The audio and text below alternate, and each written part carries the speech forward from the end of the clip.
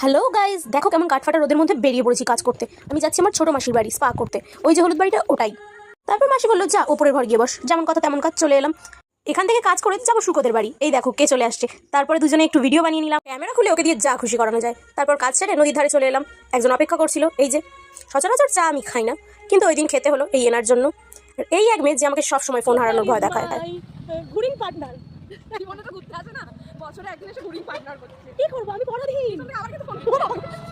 আমি পরাধীন গাইস। দুজনেরই ইচ্ছা হলো চিকেন রোল খাবো, অথচ দেখো চিকেন রোল খেতে গিয়ে কি খেয়ে বাড়ি এলাম।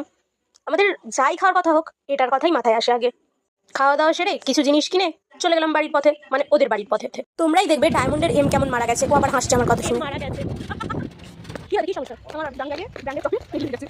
ব্র্যান্ডেড ব্যাগে সরি দামি ব্যাগে ব্র্যান্ডেড শপে তেল লেগে গেছে। আমি আমার কাজ সেরে ফেললাম, ওর রান্না সেরে ফেললো, আর এদিকে কি খাচ্ছে দেখাচ্ছে, দেখো আসলে খাচ্ছে এটা।